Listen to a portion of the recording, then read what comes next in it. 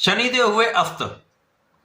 प्रिय दर्शकों, नवग्रहों में न्यायाधीश शनिदेव जो कर्म प्रधान देव हैं, कर्मों का आकलन करते हुए फल की प्राप्ति कराते हैं। सर्वाधिक समय किसी राशि में इनका गोचर काल होता है। इसी प्रकार से इनका कोई भी परिवर्तन एक लंबी अवधि के लिए होता है। प्रिय दर्शकों, 7 मार्च से शनिदेव मीन राशि में अस्त हो चुके हैं।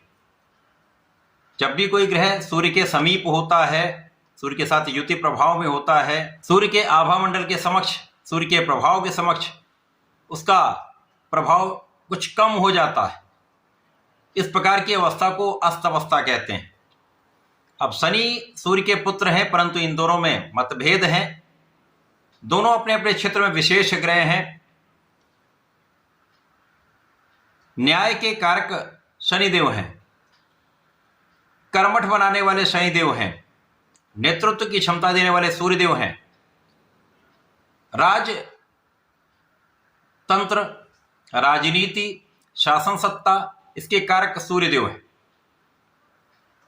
तो जब इन दोनों का प्रभाव होता है तो ऐसे समय में वो व्यक्ति, ये समस्त राशि के जातकों को कुछ ना कुछ ऐसा प्रभाव अवश्य प्राप्त होगा। उनके अंदर एक विशेष प्रभाव आ जाता है, उनका कॉन्फिडेंस बहुत अच्छा हो जाता है, कर्मठता बढ़ जाती है। और सूर्य के समीप जाने से पिता पुत्र का भाव अवश्य ही है, परंतु यहाँ पर कुछ मतभेद भी अवश्य होते हैं। और इस अस्तकाल का प्रभाव समस्त राशि के जातकों को प्रभावित भी करेगा। कुछ लाभ मिलेंगे, परंतु कुछ समस्या भी हो सकती है। जय श्री गणेश। नमस्कार, मैं आचार्य संजय द्विवेदी। मेरे समस्त प्रबुद्ध दर्शकों का मेरे चैनल पर हार्दिक स्वागत है।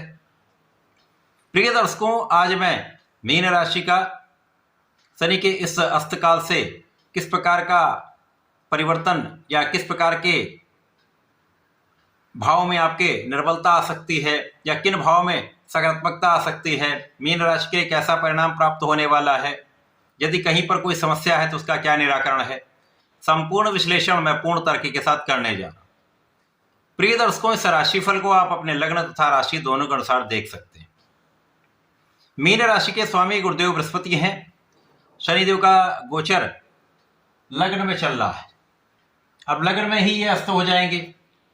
शनिदेव यहां पर लाभ और व्यय के स्वामी होकर लग्न में गोचर कर रहे हैं और गुरुदेव बृहस्पति के साथ ये चतुर्थ दशम के संबंध में, गुरुदेव बृहस्पति का गोचर चतुर्थ भाव में चल रहा है। यहां पर चतुर्थ दशम का केंद्र का संबंध बन रहा है, जिसके कारण कुछ विशिष्ट प्रभाव अवश्य ही प्राप्त होता है। मीन राशि के जातकों के लिए इस समय में आपका पराक्रम अच्छा हो जाएगा, आपका परिश्रम पहले से बढ़ जाएगा और जो भी आप काम करेंगे आपका जो परिश्रम होगा सही दिशा में होने वाला है। इस समय में मानसिक द्वंद्व तो अवश्य होगा, क्योंकि लग्न में शनि और सूर्य हैं।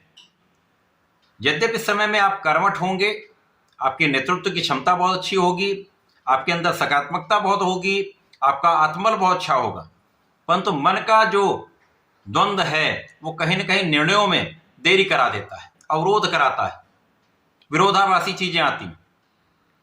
ऐसे में अपने कॉन्फिडेंस के साथ आपको सही डिसीजन पे जाने के लिए कुछ विमर्श करना होगा। ध्यान से, विवेकपूर्ण ढंग से यदि आप प्रयास करेंगे तो निर्णय अच्छे से आप कर पाएंगे तथा अच्छा निर्णय आप ले पाएंगे। इस समय में कार्य क्षेत्र बहुत अच्छा रहने वाला है। कार्य क्षेत्र में आपका विशेष प्रभाव प्राप्त होगा, लोगों का पूर्ण सहयोग आपको प्राप्त हो पाएगा, लोगों के और आपके बीच में एक अच्छा सामंजस्य रहेगा। परंतु उच्चाधिकारियों के साथ यहां पर कुछ मतभेद अवश्य होंगे, परंतु आपका किया हुआ प्रयास, आपकी क्षमता, आपकी योग्यता यहां पर आपको लाभ दिलाने वाली। इस समय में आपके व्यय पर आपका नियंत्रण हो जाएगा। इस समय अनावश्यक व्यय जो है वो आपका आप रोकने वाले हैं। इसी प्रकार से अनावश्यक यात्राओं से आप बचेंगे। इस समय में आपके लाभ में तो वृद्धि हो रही है, लाभ की निरंतरता प्राप्त होगी, लेकिन मन के अनुरूप लाभ हो सकता है ना मिल पाए। आपका परिश्रम जो है वो सही दिशा में है, आप कर्मठ भी हैं, आपके अंदर क्षमता भी है, लेकिन यहाँ पर लाभ की उतनी मात्रा नहीं प्राप्त हो पाई, जिसके कारण कुछ तनाव भी अवश्य हो सकता है। इस तनाव से बचने की आवश्यकता है। ये कुछ समय के लिए 35 दिनों का ये समय है जिसमें शनिदेव अस्त होंगे, तो कुछ तो निर्बलता अवश्य ही प्राप्त होती है, परंतु यहाँ पर जीवन साथी के साथ पहले से अधिक अच्छा सामंजस्य होगा। साझेदारी में पहले से अधिक आपको सपोर्ट मिलेगा। साझेदारी में आपको अच्छा लाभ प्राप्त होगा। साझेदारी में यदि कोई समस्या थी उनका निराकरण अवश्य होगा। और इस समय में यदि आप नौकरी के लिए प्रयास कर रहे हैं तो आपके प्रयास की सार्थकता यहाँ पर होने वाली, आपको नौकरी की प्राप्ति होने वाली।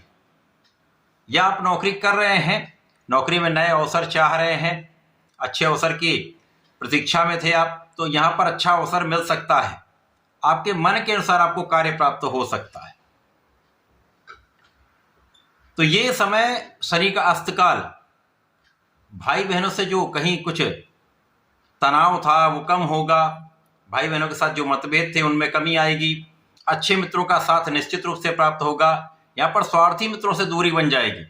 तो कुल मिलाकर ये समय आपके लिए अत्यंत अनुकूल है।